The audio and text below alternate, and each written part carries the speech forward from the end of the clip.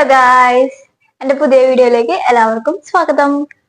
അപ്പൊ ഇന്ന് നമ്മൾ കാണാൻ പോകുന്നത് എന്താണെന്ന് വെച്ച് കഴിഞ്ഞാൽ നമുക്ക് എല്ലാവർക്കും ഉള്ള ഒരു പ്രശ്നമാണ് താരൻ എന്നുള്ളത്. ആണുങ്ങൾക്കായിക്കോട്ടെ പെണ്ണുങ്ങൾക്കായിക്കോട്ടെ എല്ലാവർക്കും തലയിൽ ഒരേപോലെ ഉണ്ടാവുന്ന ഒരു പ്രശ്നമാണ് താരൻ എന്നുള്ളത്.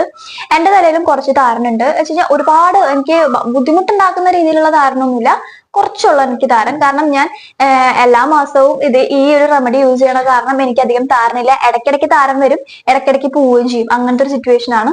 അമ്മയ്ക്കും തലയിൽ കുറേശ്ശെ താരനുണ്ട്. അപ്പൊ ഈ ഒരു റെമഡിയാണ് ഞാൻ അമ്മയ്ക്കായാലും എനിക്കായാലും യൂസ് ചെയ്യുന്നത്. ഇന്നത്തെ എന്റെ വീഡിയോ എന്ന് പറഞ്ഞു കഴിഞ്ഞാല് താരൻ പൂർണ്ണമായിട്ടും മാറ്റാൻ പറ്റുന്ന ഒരു ഹെയർ പാക്ക് ആണ്. അത് നമ്മളെ വീട്ടിൽ തന്നെ വെച്ചിട്ട് എങ്ങനെ താരൻ മാറ്റിയെടുക്കാം എന്നുള്ളൊരു ഹെയർ പാക്ക് ആണ് ഞാൻ ഇന്ന് കാണിച്ചു തരുന്നത്.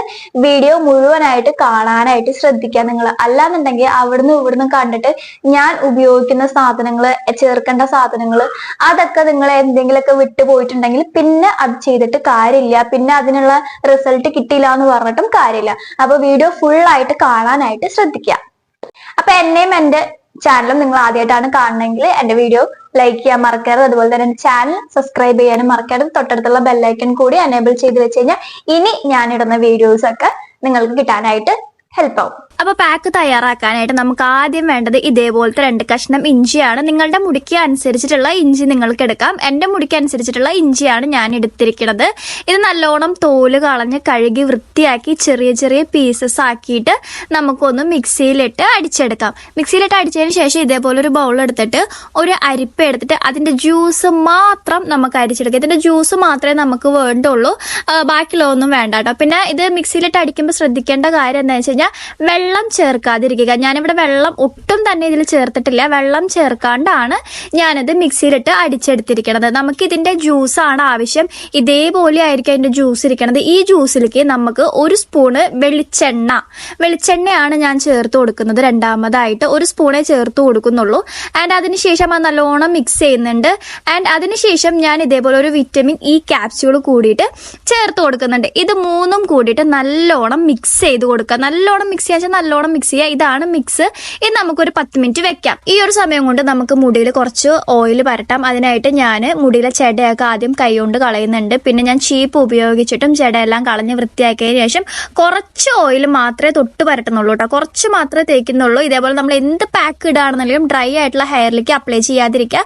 ഇതേപോലെ ഓയിലൊന്ന് തൊട്ട് പരട്ടിയതിന് ശേഷം മാത്രം നിങ്ങൾ ചെയ്യുക. അപ്പം അതിനുശേഷം ഞാൻ മുടി കെട്ടി വെക്കുന്നുണ്ട്. ഓയിൽ പരട്ടിയതിന് ശേഷം ഒരു 10-20 മിനിറ്റ് ഞാൻ കെട്ടിവെക്കും.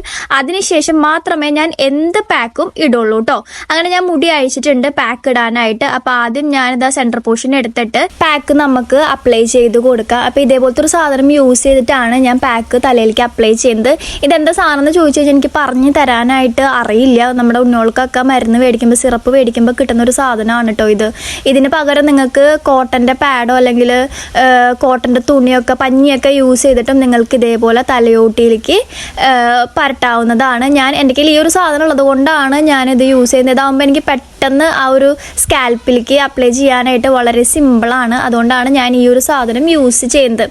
ഓരോ ഭാഗത്തും ഇതേപോലെ നെറുവാച്ചിലും അവിടുന്ന് ഇവിടുന്ന് എല്ലാം സൈഡിൽ നിന്നെല്ലാം എടുത്തിട്ട് സ്കാൽപ്പിലേക്ക് എത്തുന്ന രീതിയിൽ വേണം നമ്മളിത് അപ്ലൈ ചെയ്തിട്ട് മസാജ് ചെയ്യാനായിട്ട്. തലയുടെ എല്ലാ ഭാഗത്തും, തലയോട്ടിയുടെ എല്ലാ ഭാഗത്തേക്കും ഞാൻ ഈ ഒരു പാക്ക് എത്തിക്കാനായിട്ട് എപ്പോഴും ശ്രദ്ധിക്കാറുണ്ട്. നമുക്ക് എപ്പോഴും തലയോട്ടിയിലാണ് നമുക്ക് താരനുണ്ടാവുക. അപ്പോൾ അവിടെ തന്നെ തേക്കാനാണ് ഞാൻ ശ്രദ്ധിക്കാറ്. തേച്ചതിന് ശേഷം ഒരു 10 മിനിറ്റെങ്കിലും പതുക്കെ മസാജ് ചെയ്യട്ടെ. ഇതിപ്പോൾ വീഡിയോ നല്ല സ്പീഡ് ആയതുകൊണ്ടാണ് നിങ്ങൾക്ക് ഞാൻ സ്പീഡിൽ മസാജ് ചെയ്യുന്നത് തോന്നുന്നത്. പക്ഷെ ഞാൻ വളരെ ലൈറ്റായിട്ടും പതുക്കെയാണ് ഞാൻ മസാജ് ചെയ്യുന്നത്. വീഡിയോയിൽ കാണുമ്പോൾ ഞാൻ സ്പീഡ് കൂട്ടിയിട്ടേക്കണോണ്ടാണ് നിങ്ങൾക്ക് ഇങ്ങനെ തോന്നുന്നത്. ഇങ്ങനെ മസാജ് ചെയ്യുമ്പോൾ നമുക്ക് നല്ലൊരു റിലാക്സേഷൻ കിട്ടും. പിന്നെ ഓവറായിട്ട് നല്ലോണം താരൻ വന്നിട്ട് പൊട്ടിയിരിക്കുന്ന ആൾക്കാർക്കാണെങ്കിൽ തല ഒന്ന് നീറാനൊക്കെ ഉള്ള ചാൻസ് ഉണ്ട് കേട്ടോ. ആൻഡ് അതിനുശേഷം ഞാൻ മുടി കെട്ടി വെക്കുകയാണ്. ഒരു 20-30 മിനിറ്റേ ഞാൻ കെട്ടി വെക്കുള്ളൂ. അതിനുശേഷം നമുക്ക് ഹെയർ വാഷ് ചെയ്തിട്ട് ഞാൻ കാണിച്ചു തരാം. അപ്പം ഞാനതൊരു മൈൽഡ് ആയിട്ടുള്ള ഷാമ്പൂ ഒക്കെ യൂസ് ചെയ്തിട്ട് ഹെയർ വാഷ് ചെയ്ത് വന്നിട്ടുണ്ട്. എൻ്റെ സ്കാൽപ്പ് ഞാൻ കാണിച്ചു തരാം. നിങ്ങൾക്ക് ഈ വീഡിയോയിൽ എത്രത്തോളം എത്രത്തോളം നിങ്ങൾക്ക് കാണാൻ പറ്റുന്നുണ്ടെന്ന് എനിക്ക് അറിഞ്ഞുകൂടാ. എൻ്റെ സ്കാൽപ്പൊക്കെ നല്ല ക്ലീൻ ആൻഡ് ക്ലിയർ ആയിട്ടുണ്ട്. അതുപോലെ തന്നെ തരിതരിയായിട്ട് പൊടി പോലെ ഉണ്ടായിരുന്ന താരനൊക്കെ പോയിട്ടുണ്ട്.